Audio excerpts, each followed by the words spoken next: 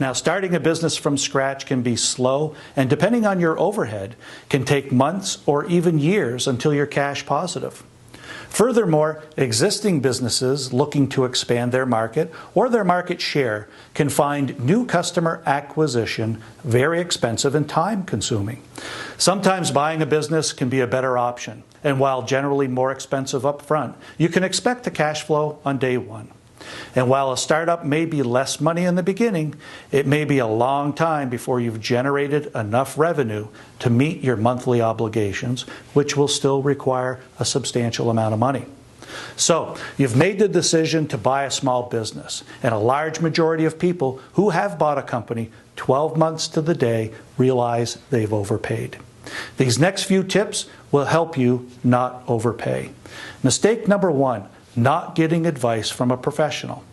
It's almost never a good idea to buy a business on your own, yet each year many do just this. And while buying a small business may not be rocket science, you still need an experienced professional to guide you.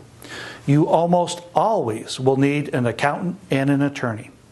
And a business broker and a banker are good ideas too. Mistake number 2.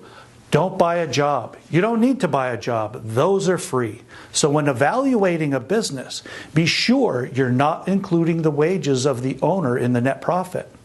If the owner is working in the business, you need to take in consideration their compensation. Again, you're buying a business and not a job. So what would it cost you to hire someone to do the job of the owner and then back that amount out of the net profit?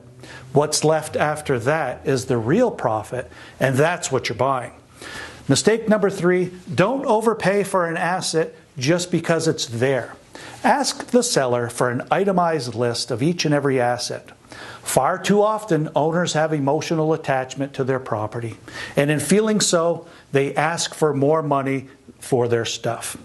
Inspect each and every piece of equipment for its condition and note anything that needs repairs. Is it near its expected lifespan?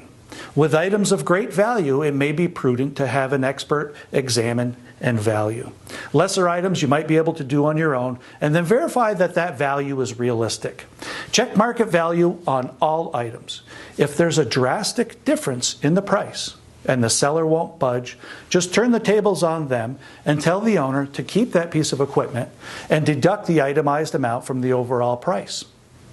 If the seller objects, your reply was, well, you said it was worth this amount of money, you simply can sell it to somebody else.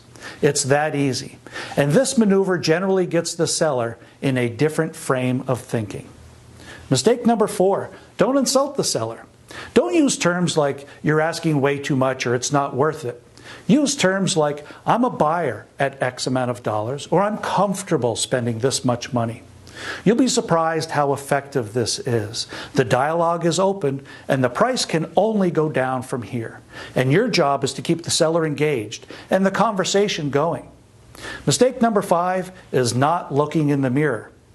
Owning a business sounds and occasionally looks glamorous, but it's almost always hard work, and usually much harder work than being an employee. As an employee, you're far less burdened with the day-to-day obligations of being that supreme leader. This can take its toll on you and your family, mentally, physically, and emotionally. And the one thing I hear from small business owners all the time is, you're never off the clock.